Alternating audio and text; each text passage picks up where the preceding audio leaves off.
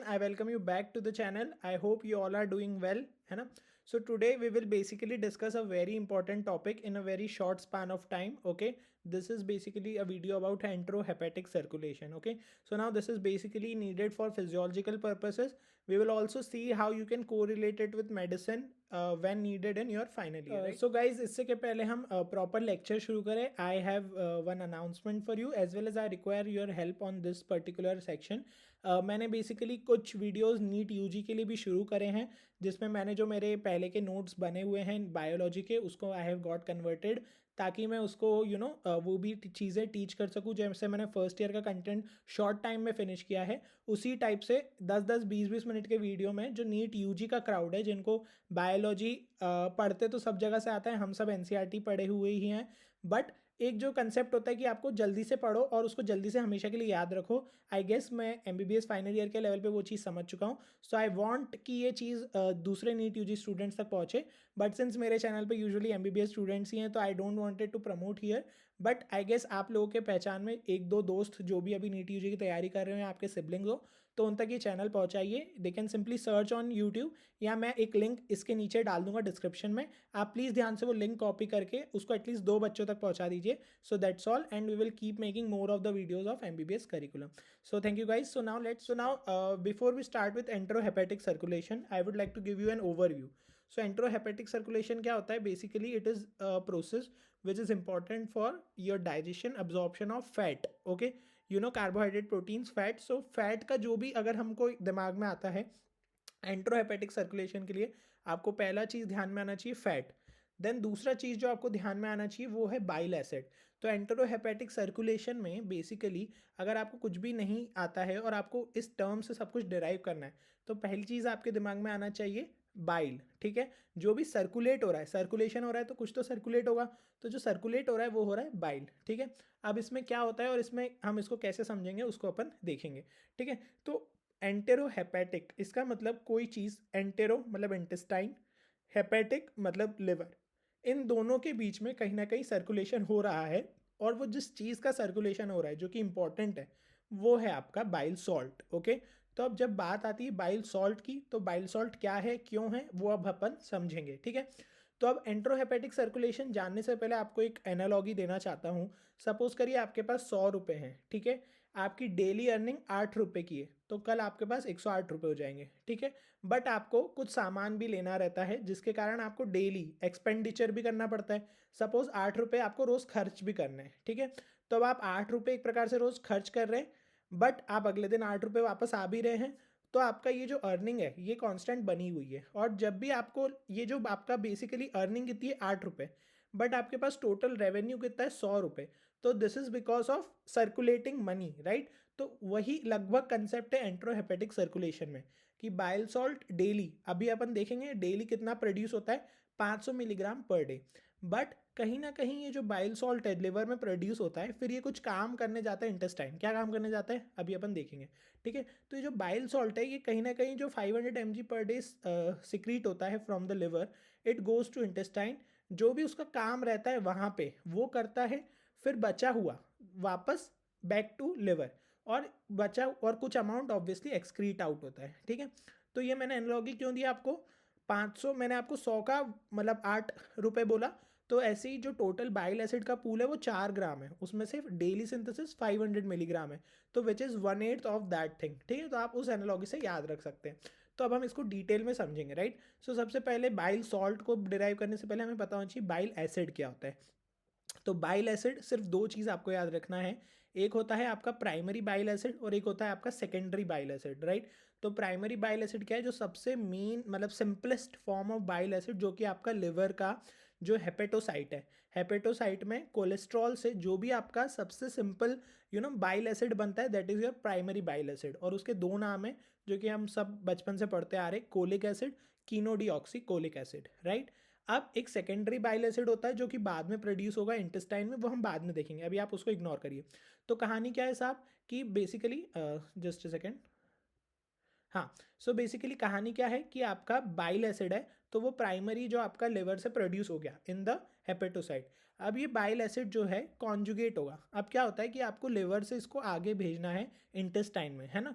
तो कभी भी हम घर के बाहर जाते हैं, कोई फंक्शन में जाते हैं, तो हम यूजुअली सोचते हैं कोई एक जना साथ में चल ले, राइट। तो बस वही एनालॉजी याद रखिए कि जैसे ही बाइल सॉल्ट आपका बाइल एसिड आपका सिक्रीट हुआ, तो it will basically conjugate with glycine and taurine, and this will form जो भी टोरो है तो टोरो कोलिक एसिड, या तो फिर ग्लाइसिन है तो glycocholic acid. Now this with sodium is called as sodium taurocholate, sodium glycocholate, ऐसे करके। तो ये जो पूरा आपका एक एंटिटी बनी, this is known as your bile salt. So ultimately you have your primary bile acid which forms as primary bile salt in the liver itself, है ना। तो primary bile acid has form primary bile salt. Now what will this do?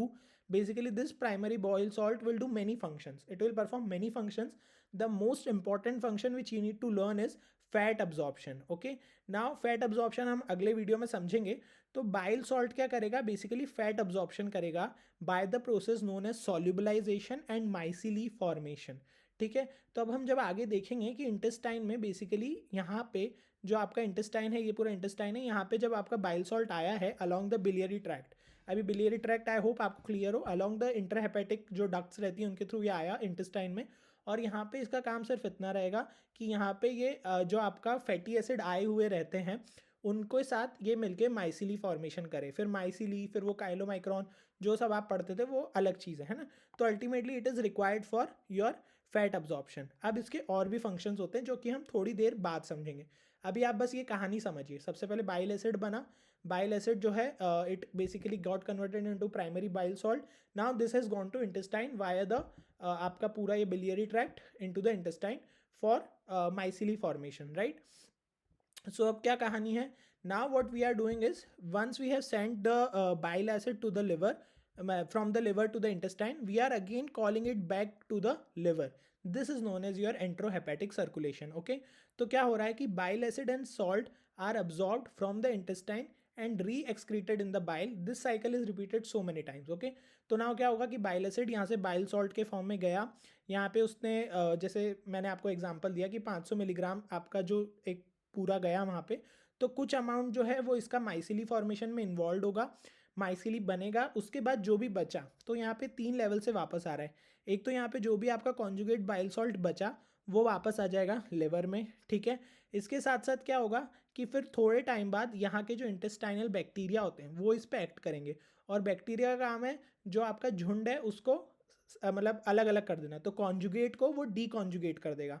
तो now what you will get is free bile acid. अब ये free bile acid वापस से ये भी वापस जाएगा. ठीक है, फिर ये जो फ्री बाइल एसिड है ये आगे चल के और कन्वर्ट होगा into secondary bile acid. This is again by bacteria, right. तो ये सेकेंडरी बाइल एसिड जो बना ये भी वापस से रीअब्सॉर्ब हो जाएगा.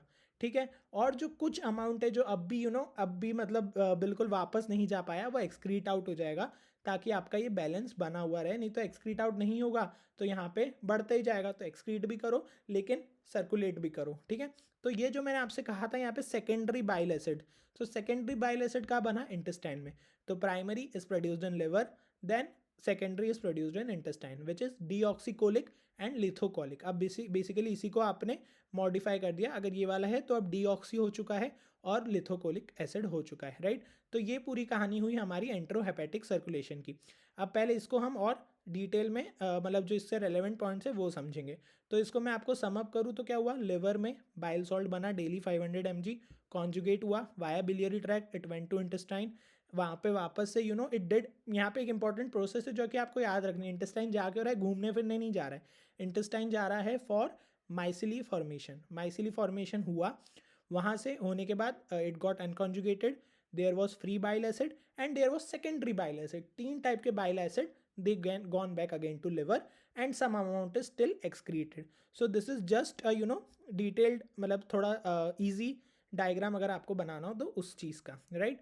तो क्या बाइल सॉल्ट अकेली ऐसी चीज़ है जो एंट्रोहेपेटिक सर्कुलेशन में जाती है? नहीं, बहुत सारे ऐसे सब्सटेंसेज हैं जो एंट्रोहेपेटिक सर्कुलेशन में जाते हैं और उनका भी कंसेप्ट सेम है कि उनका जो मेटाबॉलिज्म है वो चलता रहे. तो you can remember these, but what is more important is bile salt. तो आप ये नाम याद रख सकते हैं. Now, what is importance of enterohepatic circulation? As I have already told, that it will maintain your total bile acid pool of the body.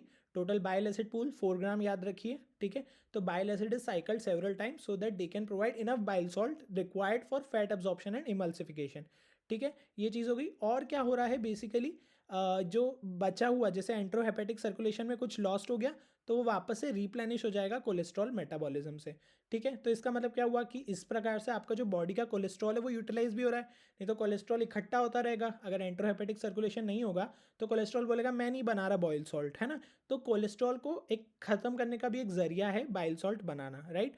तो ये चीज़ आपकी क्लियर हो चुकी है। Now what is next is determinant of enterohepatic circulation. So ये दो conceptual point है जो कि आपको पता होने चाहिए। इनका मेन यूटिलिटी आपको मेडिसिन में पता चलेगी, राइट। तो अब क्या बोल रहा है वो कि क्या एंट्रोहेपेटिक सर्कुलेशन किसी की बॉडी में सही से हो रहा है, ये किस पे डिपेंड करेगा। तो ये डिपेंड करेगा इंटेग्रिटी ऑफ इंटेस्टाइनल एपिथीलियम। अब सारी कहानी दो ही चीज़ों, दो प्लेयर में है, एंटेरो मतलब इंटेस्टाइन और हेपेटिक मतलब लिवर, राइट। सो अब आपकी इंटेस्टाइन की एपिथीलियम यदि इंटीग्रिटी मतलब इंटैक्ट नहीं है तो ये जो सारा अब्जॉर्प्शन है, अब्जॉर्प्शन किसके लेवल पे होना है, इलियम पे। ये देखिए ये लिखा है कि bile salts are mainly absorbed in distal ileum, right. अब अगर इंटेग्रिटी ही नहीं है, जैसे कि इन्फ्लेमेशन हो रखा है, एंटराइटिस हो रखा है, so now this process will get hampered. तो फिर आपका इंटेग्रिटी ना होने के कारण ये एंट्रोहेपेटिक सर्कुलेशन सही से नहीं चल पाएगा। या तो फिर एफिशिएंसी ऑफ हेपेटिक अपटेक। अब लिवर में सिरोसिस हो रखा है तो लिवर ना तो ढंग से प्रोड्यूस कर रहा है ना ढंग से हेपेटिक अपटेक कर पा रहा है, तो this will again lead to defect in enterohepatic circulation. और जब भी बाइल सॉल्ट से रिलेटेड कुछ भी अब्जॉर्प्शन का डिफेक्ट आया, कोई भी डिफेक्ट आया, अल्टीमेटली माइसिली फॉर्मेशन नहीं होगा। माइसिली बेसिकली फैट अब्जॉर्प्शन में काम आता है, तो फैट का माल अब्जॉर्प्शन होगा। फैट का माल अब्जॉर्प्शन होगा तो अब ये फैट क्या करेगा बेसिकली, अब मैं आपको बताता हूँ। ये फैट यहाँ से इलियम से जाएगा कोलोन में। फैट वहाँ पे एक ऑस्मोटिक सब्सटेंस होता है जो कि और ज़्यादा वाटर को फैच आउट करेगा सेल्स में से। फिर इसके कारण क्या होगा, वाटर बहुत सारा निकलेगा। This process is called diarrhoea. तो जो आपका फैट माल अब्जॉर्प्शन होता है उसके कारण आपको मिलेगा ऑस्मोटिक डायरिया, राइट। तो फिर वो पूरा एक सिनेरियो बन जाता है माल अब्जॉर्प्शन का, उसको कहते हैं हम स्टीएटोरिया, है ना, फॉर फैट। तो this is not needed at your level, या आप मेडिसिन में आके और समझेंगे कि ऑस्मोटिक डायरिया क्या होता है, सिक्रेटरी डायरिया क्या होता है, अभी उसकी ज़रूरत नहीं है। So I will sum up the topic in 2 minutes for you guys. तो हमने क्या करा, बाइल एसिड को बनाया लिवर से, लिवर से हमने उसको कॉन्जुगेट करके यहाँ ले गए। यहाँ पे उसका काम था micelle formation. Again again stressing, do not forget this line. Micelle formation के बाद जो भी बचा हुआ था it got recycled so that it can maintain the quantity. This is the flow chart. This is the other substance which goes enterohepatic circulation. Why is it important and what are the determinants? Now what are the other function of bile salt, just for the completion sake. एक तो हमने बता दिया fat absorption, दूसरा है emulsification of fat. तो ये again हम आगे चल के अभी जब I will tell you about the fat absorption, तो इमल्सिफिकेशन, काइडोमाइक्रोन, ये सब क्या होता है we will discuss in more details. Then fat से रिलेटेड फैट सॉल्युबल वाइटामिन का अब्जॉर्प्शन में भी same process. Activation of pancreatic lipase. Pancreatic lipase एक बहुत इनिशियल एंजाइम होती है जो कि इंपॉर्टेंट होती है फैट मेटाबॉलिज्म में, हम आगे समझेंगे। गालस्टोन फॉर्मेशन में प्रिवेंट करेगा बिकॉज उसने कोलेस्ट्रॉल को एक प्रकार से ख़त्म कर रहा है। फिर it will maintain the pH so the bacterial growth will be prevented in small intestine and it is a good source for bile acid. So this is all about enterohepatic circulation, primarily bile acids and bile salt. Physiology का एक बहुत important topic है I guess. I hope ये topic clear हुआ हो। Do not forget to subscribe the channel और इसे आप और लोगों तक पहुंचाइए। Thank you so much, stay safe, stay healthy. So at the end, I hope you liked the video. I would again like to remind you that please go ahead. मैंने मेरे जो नीट यूजी चैनल का link है वो description में डाल रखा है, तो प्लीज़ उसे 2 से 3 स्टूडेंट्स तक पहुंचाइए so that they can know about this initiative as well and they can benefit from it. Thank you so much. Stay safe, stay healthy.